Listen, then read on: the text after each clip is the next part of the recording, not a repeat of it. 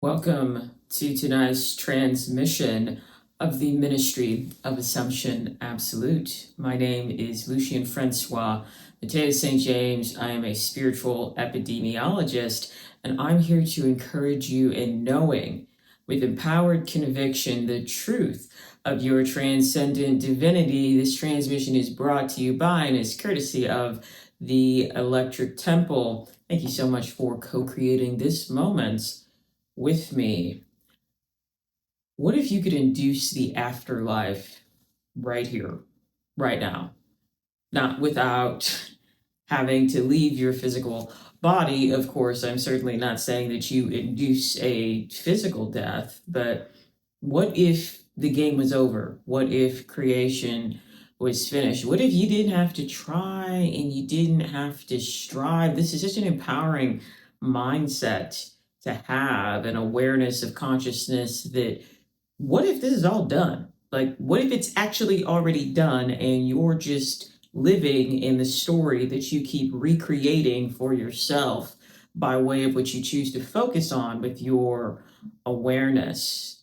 It's essentially pointing to the fact that you're God. Now, you're not God of other people, of course, but you are God of how you experience other people. You are God of your reality, because all that you'll ever see is the creation of your perception, a creation of your alignment, the law of you, the law of being, the law of whatever you say goes, at least per your determination of how you experience your personal reality, your personality, as Joe Dispenza would say. So investigating that, you being, what if you were already everything?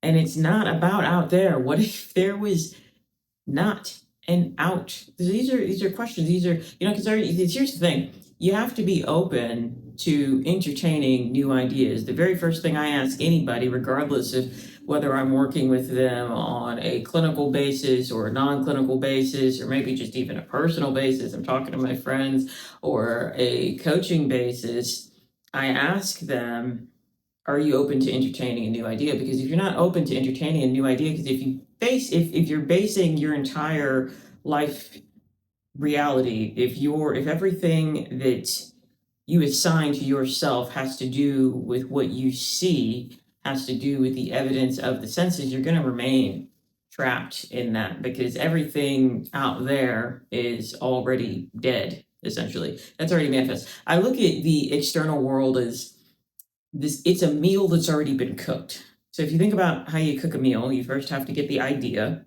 and then you have to get the seasoning. So those would be the details. You have to have the conception. You have to have the mental construct. You have to have the picture, the visualization in your mind. And then you have to get the seasoning. So you have to get the details. And sometimes fixating on the details is not going to help you, because we don't know how it's going to happen anyway. A meal is not the best. It's not the best analogy, because we know how that's going to happen. Like, it's not going to, come about in some type of, strange, uncertain means how you cook the meal. But just, bear with me for the sake of this. You season the meal, then you're going to have to, preset the oven. So now you're going to have to add your action and your intention and your preparation of the meal. You're going to have to put it in the oven. It's going to come out, and then the mental construct that you have of this meal is going to be done. That's a bird that's already dead. That's a vegetable that's already been plucked, picked, cut, and it's been cooked and seasoned, and it's already, like, that's already done. Like, by the time that it arrives to you in material, you have an idea. You decide, okay, at 7 p.m. I'm going to be hungry. Between 7 and 9, I'm going to cook this meal. At 9 o'clock, I'm going to have this meal. The materialization, the manifestation of this meal, because you had the idea, meaning you had the mental concept. You had the material, meaning that you were willing to put forth action towards this idea. Because here's the thing, is that, I think it's James 2:28, that faith without works is dead. So, and if we're talking about faith, knowledge, we're not really talking about you have to believe, because believe means that there's doubt present, meaning that, like, I have to hold on to this belief, I have to persist in this belief in order to finally arrive at the materialization of reality. So you have to live it now. But if we look at, the process of going back to this meal, if we look at the process of cooking this meal, you have to add action into that. Now, it's not about doing and forcing, because if you're in alignment with this, it's not going to feel like force. And when I say alignment, when it feels like there's flow, when it feels like there's rest, when it feels like there's peace, when it doesn't, first of all, when you stop assigning everything to being hard work, but second of all, when it stops feeling that way. So first, stop telling yourself that everything is so hard all the time, that everything is a drag, that everything is a bore. But at the same time, you'll know what's not right for you. You'll know if you are working in a field or applying yourself towards a task that doesn't light you up, that doesn't make you feel good, that doesn't make you excited. Bashar says, follow your highest excitement, and you're going to have to investigate things to find what that highest excitement is. So stop telling yourself things are hard and start looking within yourself, researching, experimenting within yourself to find out what types of things flow more naturally to you. But if we plan to bring something to the material realm and we have to put some action forth towards it, sometimes that action will just bring us to I don't like the word failure, but it will, bring us to a path that might end, and it might not end in the way that we intended that it end, but it will give us an insight. It will give us a clue. It will give us a next step. It will show us what road not to go down. So it's not even about having the right action all the time. The right action is an action that is aligned with the mental construct, aligned with the visualization, aligned with the idea of that which you intend, and bringing, I imagine, almost like a birth, and bringing that forth into the present reality of now, not the future, not I have this idea and then I'm going to do this thing and then later on something's going to come of it, but receiving the fruit of that action in this moment. The faith without works is dead. So there has to be some type of energy that so there's the mental energy, then there does have to be energy that we are generating and applying in the physical realm that also doesn't have to be hard work. So stop thinking of it as hard work. And if it is hard work and you've tried thinking about it in an easier way, then that might be telling you that you're operating against your dharma, against your highest, whatever it is that you're put here to do, whatever you chose, as I believe in, contracts, soul contracts, and different things. And, some people don't, and that's cool too. It really just kind of depends on, what you're into, what you believe. Some people think that a soul contract is a limit. You can come here and do anything. And, I know for myself, like if I apply myself towards the biological sciences, for instance, like that's me pedaling against myself, because I was a pre-med bio major in chem, and and chem, when I say it like that, but an undergraduate, and that was me pedaling against myself. That was me operating because I thought, I was told growing up, like, you can be successful as a doctor, basically. You can go into the medical field, you can be respected, you can make a lot of money, and that's what we expect from you in my home environment. We expect excellence. You'll be some type of something within that space. So that's what I did. I tried to pursue that, and I ended up, I think it was second semester, sophomore year, so you're kind of deep into it. It was like molecular some shit. It was like molecular biochemistry or something. And I was like deep into drugs at that point in time, and lots of drinking. Don't do those things. And I was, the pre-med kids, they were in bed by 7. They were, reading all the time. They were like, if they were out, it was at the library. Nothing about my life was in alignment with that. So, they say, okay, you can do anything, you can create a reality for yourself, but you'll know, you have to lean into feeling, you have to lean into desire, you have to, lean into yourself, lean into passion, like what feels right for you, what even makes sense for what you want to do, where are you getting the idea? I told you that story to get to tell you, I got the idea of how to plot my life and what to study and what to spend money on and what to pursue for a life path, working against myself because it wasn't my idea in the first place. So if you're going to apply effort towards something, becoming something, do you know why you want to become that thing? What does your afterlife look like?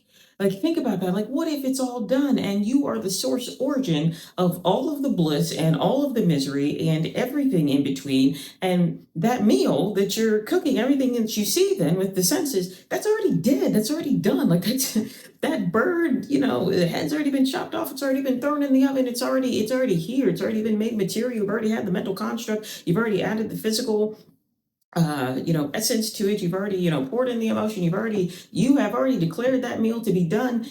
it's already here. So basing your sense of self on things that have already manifest is you essentially saying that I am the dead things of an old mindset that is working against me and telling me that I am limited, that I am material, that I am human, and that there's nothing better than what I presently experience by way of my senses. And the more that you react to the things that are already dead, you're essentially charging those things with your awareness, with your focus, with life, and they're going to continue to revitalize and continue to respawn in your reality. Because what if you're the source of all of this? What if you're already a master manifester? What if this is not about new videos and new perspectives and there's always a new perspective every day. Every moment is a new way to understand the same thing, definitely, in infinity, in the infinite nature of all of this, talking about parallel timelines and how simultaneously everything is happening all at once. So there's a million different ways to think about it. But what if it's not about, okay, I need a new insight, or I need a new tip or trick, or that the it's the law of whatever the hell you say is the case, the law of what you put after I am, the power then of I am, of that being the only thing that is relevant in terms of the reality that you are creating. And yes, it appears as though that there's a lag between, if you're talking about time, which is just a measurement point between two distances, it doesn't even exist outside of the 3D.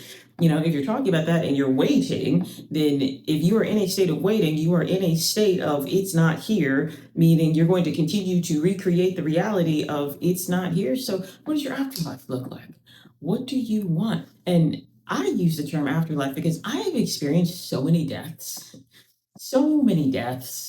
physical death, literally where my heart stopped and I've been brought back to life, energetic deaths, spiritual deaths, deaths of all the different domains of self, quote unquote ego deaths. I don't think you should seek out to kill your ego, but I do think that you should always be willing to unbecome the limits that you discover are no longer serving you. There's always going to be an elevated concept of self that we'll experience during our time here. We have to have an ego to live. The ego is a personality that is animating the meat suit. Although, Ram Dass says become nobody, and that's a whole other thing. Like that's such a profound topic in terms of becoming nobody, because when we start to peel off these layers of all the things that we think that we're supposed to be, half the things that you think you're supposed to be have nothing to even to do with you.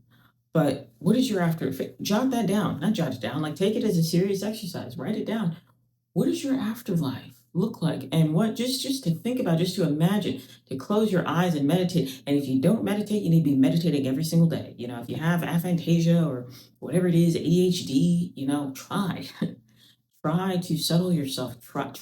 Just try. We're always so bent on, I've got a disorder, I've got a disease, I've got a diagnosis. Now, this is not medical advice, and I'm not invalidating you. I'm just saying, I've been working in the field of mental wellness and, spiritual, all types of things for the last 6 years. Try. Because the more that if you say, I am somebody that has this diagnosis, I am somebody that cannot overcome these limits. You're recreating that reality for yourself. What if you're doing all of this? And not necessarily that it's your fault, but what if it is the assignments that you are aligning with by way of your focused awareness, because you are the all that is, that you are source consciousness. What if it's been the case that you've been God all along, but you got programmed and you got indoctrinated and overtaken essentially at such a young age that the fruits of your manifestations when you left your original household have been so warped and so distorted and so externally based that you had no idea that in every single now moment you've been recreating everything you don't want to see. So that we work and that we strive and we work and we strive, and it's always pedaling uphill, and that can range from the mildly uncomfortable to devastating traumas, and we're doing it to ourselves. What if that's the case? What if the afterlife is here now? What if, I was at, and I know I'm in my afterlife. I was, there was a little community thing happening, a fundraiser for the local sports, whatever. And there was these kids, and they were like really, really energetic, and they were bouncing around, jumping, screaming. And one of them said, "The angels are coming, the angels are coming, the angels are coming, take me away." And I was like, what the what? What? What? What? And that was, I mean, here's the thing, and that everything's you also. Like everything at least is a manifestation of you in the way that you assign it to have meaning to you. So, I mean, if you have, for instance, a bias that all people are this certain way, okay, well, then those people, when you encounter them by way of your assignment, because you are God of your reality, they're only going to appear to you in that way. So, I mean, that was everything. Everything is a fractal reflection of yourself. You are an individualized expression of the infinite, of the all, of source consciousness. That's what you're experiencing. When I say thank you for co-creating this moment with me, because I created you to watch it and you created me, and we're just mirroring pieces of each other back to each other. That's all. That's all that's happening, is that you summoned me into your reality to tell you what you already knew. So you're not really learning anything. You're just remembering. And it's the grand remembering. I mean, what if heaven is here? What if that's the veil? What if that's the guise? But we've been overtaken by all these hellish ideas, because the last thing you want is a conscious creator to feel good about themselves, to realize that they have power, to realize that they have agency, to realize that they have influence. It has nothing to do with anything that can be bought or sold or acquired or attained, because that's how you stay enslaved. What if the afterlife is already here? What if you know this, and that's why you've been inching? The angels are here, they're coming, take me away. What if you already know that, and that's or you've been approaching that realization, and that's why you're here on the Ministry of Assumption Absolute tonight?